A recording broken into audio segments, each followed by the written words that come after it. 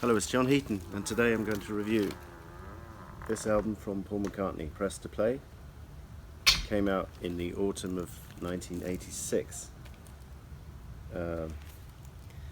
So I'm just going to quickly show you the record and put it in the shade. Before I show you the record, this is my original copy of the record, signed by Paul there in the top right corner. Don't know if you can see, but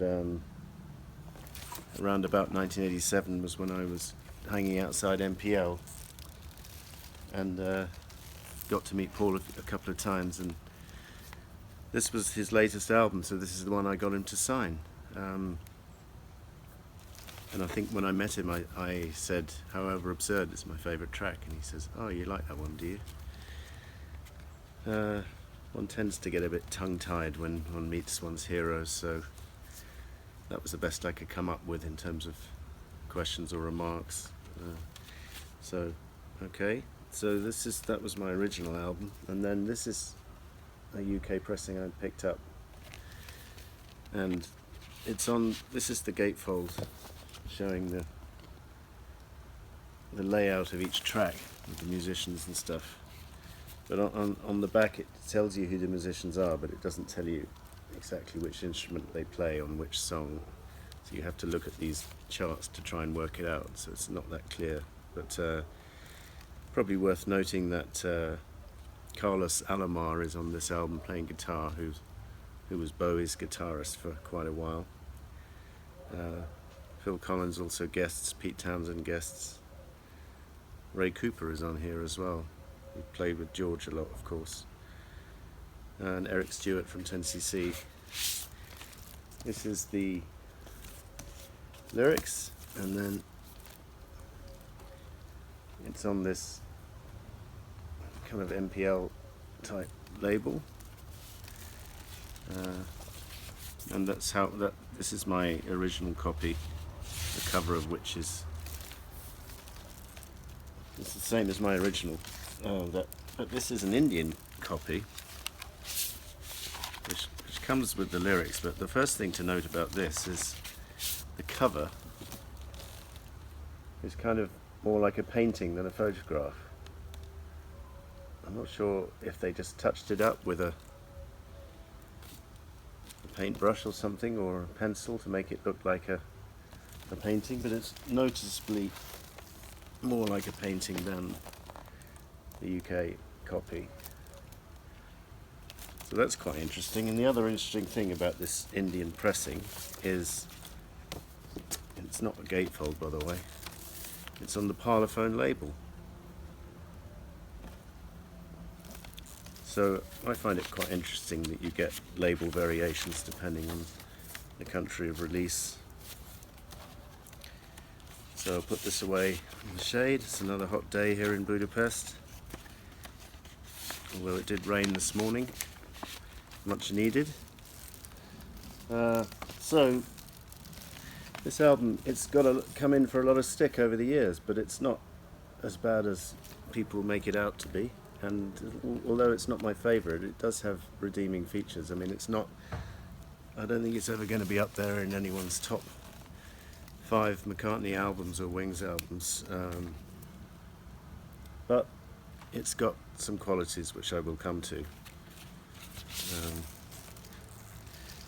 The good things to say about it are, it's a big improvement over Give My Regards to Broad Street. Here is Paul recording a bona fide solo album. George Martin has stepped aside. Hugh Padgham is producing it with Paul.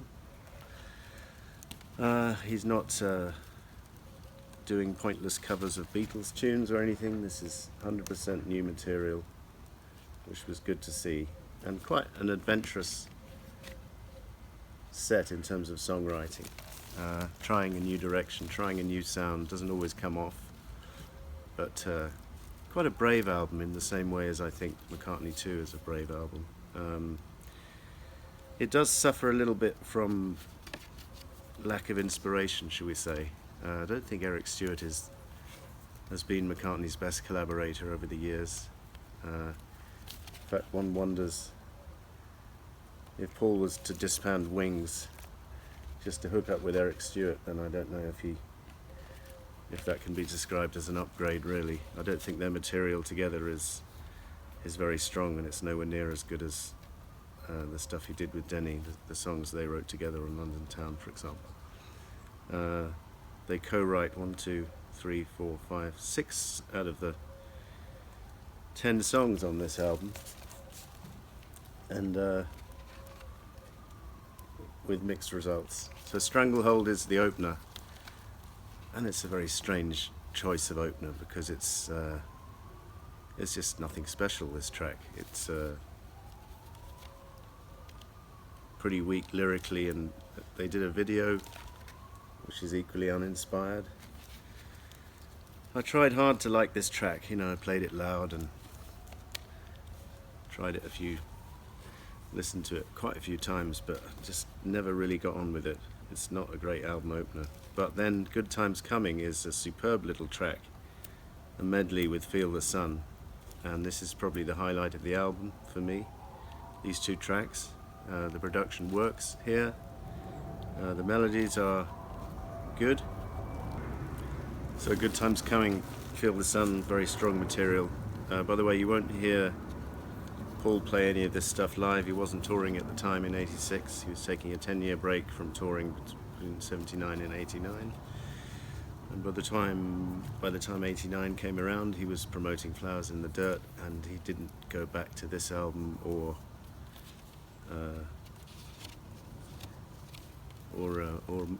anything from the '80s really on that first tour, I don't think, apart from Coming Up.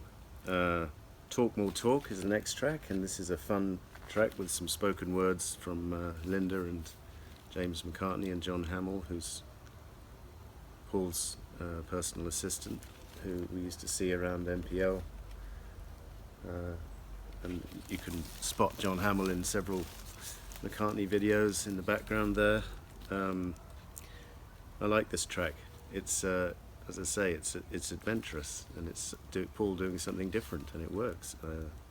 Not fantastic, but I like it. Footprints is a nice ballad in the same vein as something like Distractions from Flowers. It's okay. It's got quite a nice feel to it. Old Man Gathers Wood. Quite evocative of the scenes it's talking about, but not a top drawer McCartney ballad by any means. And Only Love Remains was a single. This is quite a nice piano ballad. Again, I don't think it's top drawer, but it's inoffensive. It didn't do very well as a single, but it's got a nice melody, and I think it's an improvement over the ballads on Pipes of Peace, or maybe not as good as No More Lonely Nights, of course, from Broad Street. And then moving over to side 2, we have the title track, Press, which is a nice little track, catchy, single release.